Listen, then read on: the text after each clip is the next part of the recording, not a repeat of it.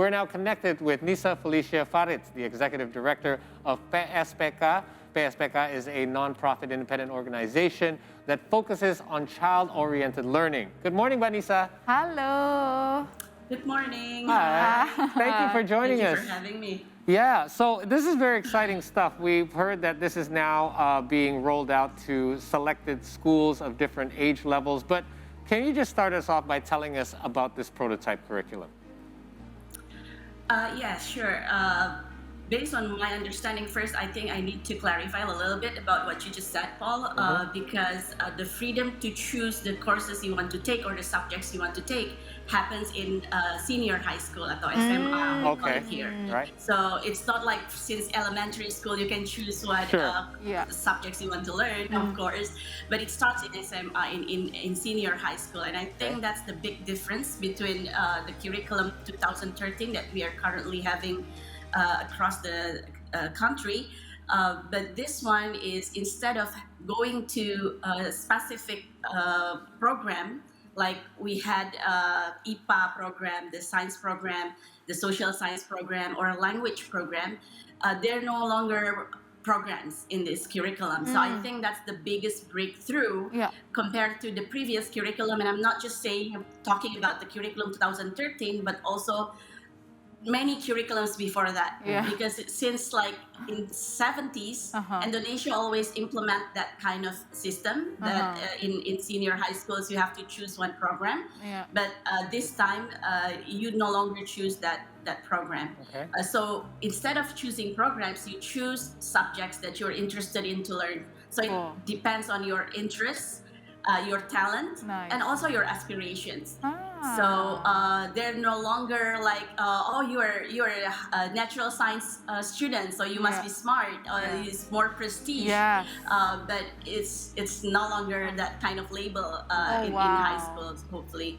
So that's the biggest difference compared to previous curriculum. But there are also some differences, but not as major, in elementary and also in junior high school. Like informatics or technology become a compulsory subject in middle high school or in junior high school.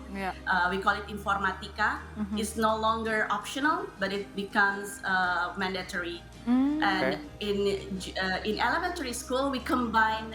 There will be combination between IPA and IPS, or natural science and social science, because we want because I think it's also important for children to see the world surrounding as an integrity, instead of, am I learning social subject or natural science? Right. You see what's going on around you, and you just learn about that. Oh my God, that is so social cool. or natural science. You know what? When I was in high school, it's so hard for me to cope with the old curriculum, because the teachers, also parents, usually label the student who loves math, who loves science, to become a smarter kids.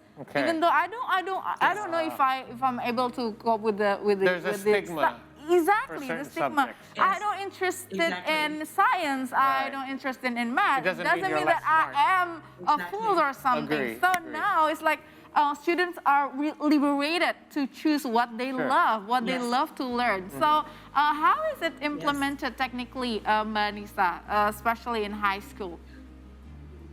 Yeah, so based on what I learned is that in the grade 10, as you enter to senior high school atau kelas 1 SMA gitu ya, the grade 10, you still learn all the general subjects. So you're not yet addressed to one, you are not choosing subjects on grade 10, because on grade 10 you start to think about, what do I want?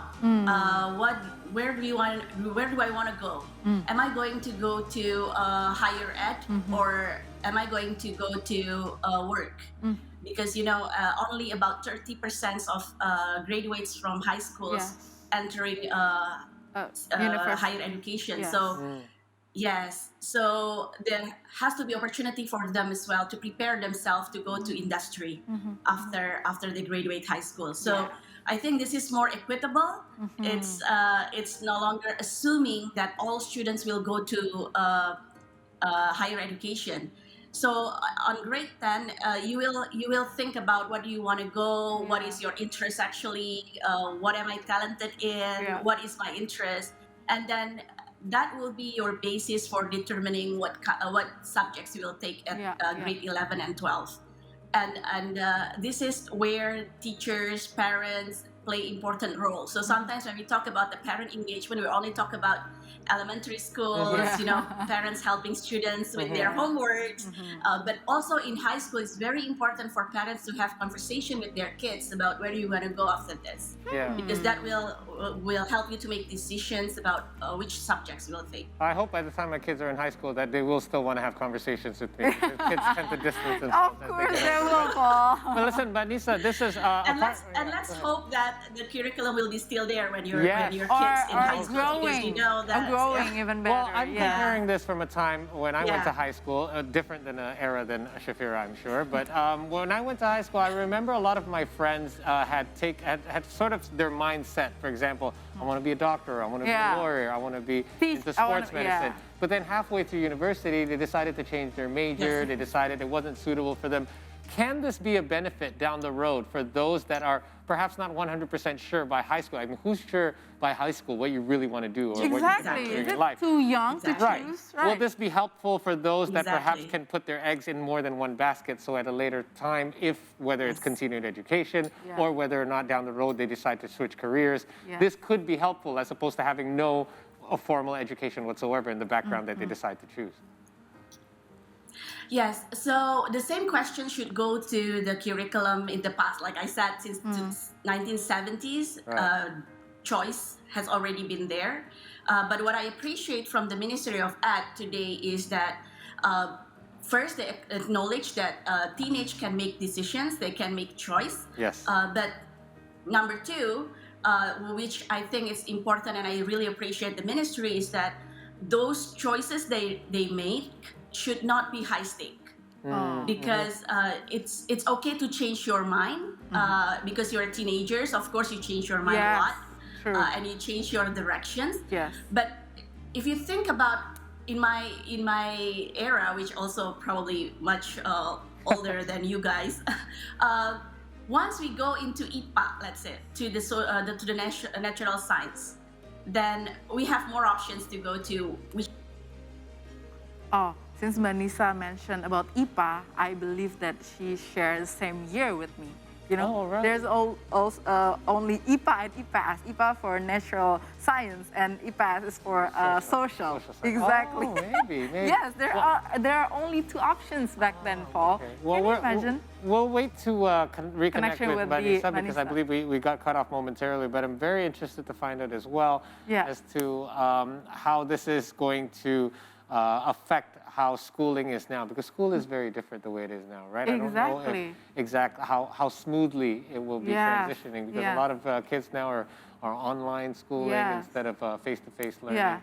So interesting to see. They still found the obstacles to learn nowadays, especially during the pandemic. 2 years online school is not something that easy for kids who are not usually attached with the gadget, or they used to direct school or direct learning with friends and teachers. But it's a lot of obstacles, lots of challenge, and also about the curriculum, because Indonesia has been challenged to improve the education system with the new curriculum. So there's no label, not smart kids, smarter kids, you're, something like that. It's so painful when I was in school. Well, I am so hard to catch my my math class to get a higher score. Just because you wanted to make sure that you were reflective, your scores were reflective. Yes, because so I can go to next class. It's so hard. Vanessa, welcome back. Oh, I'm sorry. Where was I? Oh my God. Welcome to the wonderful world of the internet. Anyway, go ahead. You can continue where you left off. Yeah, go on. So in the past we also made that choice, but the second part that is important is that the choice we make is not high stake. So you can still change your mind. Because once you go to, let's say we have 3 programs right now. We have natural science, social science, and language. Once you go into language when you are in high school, if you're in high school and you choose language, then your opportunity to change your mind will be very limited, because then you cannot perhaps go to medicine. You cannot be an engineer because you already chose language. Right. So even your career is determined based on how you make a choice when you were in about 15 years old. Right, right. So much Because pressure. you graduate from junior high school in 15. Yes. And then you have to choose what kind of program that you want to go to. Hard. And then it will determine which universities that you can go to. Correct. Of course, you can always hack the system by taking, additional tutorial program that you can think about the cost that you have to spend to do that. So I think it's more equitable. It gives opportunity for students to change their mind. And when you choose subjects in high school with this curriculum, the prototype curriculum, you have to choose at least 4 subjects from minimum of 2 groups. So there are 4 groups. One is the natural science, social science, language, and also vocational groups. Then you have to choose at least from 2 groups. So let's say you're thinking about becoming a judge, but also engineer. Either you go to law school or engineer schools.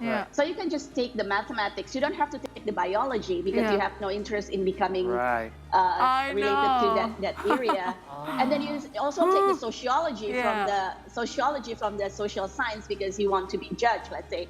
So you can combine those courses, the subjects. You can actually tailor make to what you think you might be wanted to head into, and you can actually still have choices on top of that. Because if you're talking about at age 15, I don't think I made a single good choice when I was 15 years old. Right? And that's a lot of pressure. That's a lot of pressure to put on somebody just as they're going to high school. All I'm thinking was how to get score 7, so I can pass. So I can go to next class. I don't want to, Yeah, and then you ignore your talents, exactly. your interests. What I love, so much pressure back then. Yeah. Exactly. I still remember. And then today's students just make decisions. Why IPA or the natural science is the most favorite program? Sometimes it's not because all students who are aiming at this program are really actually into natural science, but because they want something more options in the future. Because once you go to IPA, the natural science, you can go anywhere. You can even take literature in your university. And also, let's not forget, there's a lot of peer pressure in high school where it's like, well, I haven't decided. So if my friends are doing this, then I follow my friends. Exactly. Yeah. I really want to enter psychology, major psychology when I was in junior high until a senior, but I can't catch up with the number of math and science. So I decided to I choose the IPAS, so the university that I want to attend cannot accept someone who graduated from social major. So I changed my mind. Then you were forced to change your mind. You didn't really change your mind because you wanted. But I can follow my talent. I can explore more in social major. So there's a challenge about education system here in Indonesia. There are a few observers are still thinking that Indonesia is not ready, Mbak Nisa, to implement this kind of curriculum. What do you think about that? First, I would like to respond to your interest in psychology.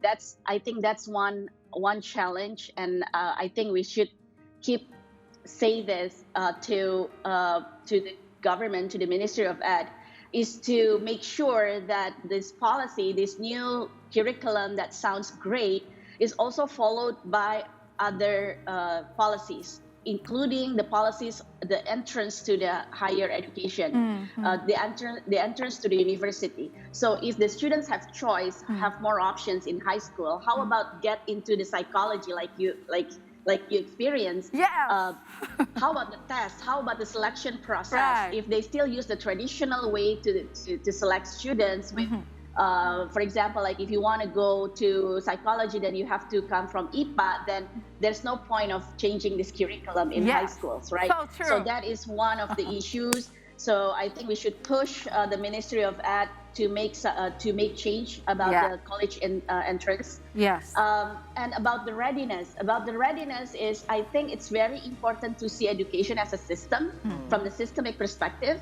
we kept saying that we have to prepare the teachers first before we make change in the curriculum, because teachers are the most important part. They are the one who use the curriculum. If they're not capable, then what's the point of changing the curriculum? But I would like to point out that teachers also work under the circumstances where the curriculum is implemented, because curriculum is like the hub of many policies.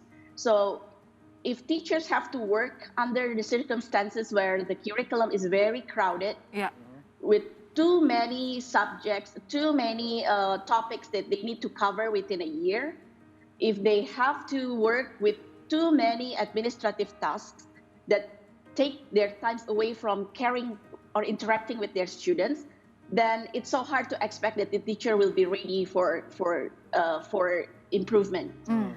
So curriculum is the situation in which teachers working.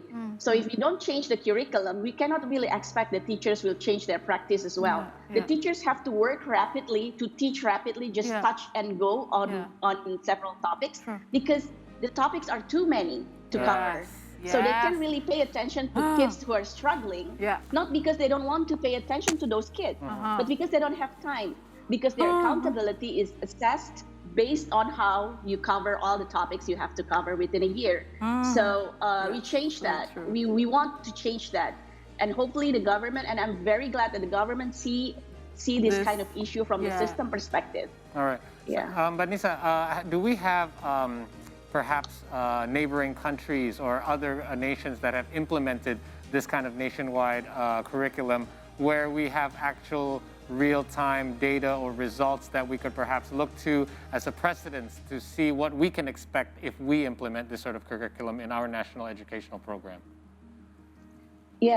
So actually this characteristics of this prototype curriculum, with the focus more on the competencies, focus on more essential topics, is the movement of reform, of the curriculum reform across the world. So for example, in South Korea, they reduce the content of the curriculum by focusing only on the essential issues, even though we know that they are very high achieving country in terms of education, but they still feel that the students are very stressful, like Korea, Japan, Singapore. They reduce the contents of the curriculum. So this is not something that only based on what we feel like we need to do in Indonesia, but I think it's also important to see what's going on outside Indonesia, and the movement is toward that directions, because the more complex the world is, apparently the less content that the students should learn, because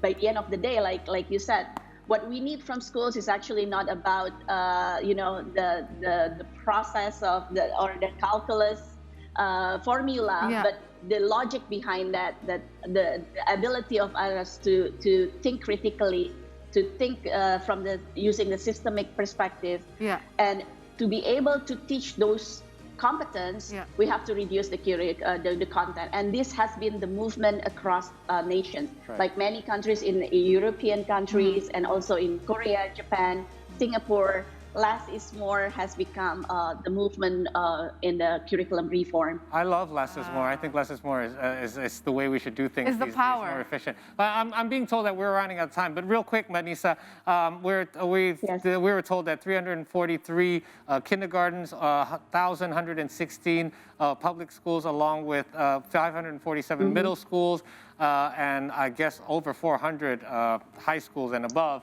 have already implemented this. Can you give us a quick update as to how that's going and what the results will be? When can we expect any kind of real implementation nationwide?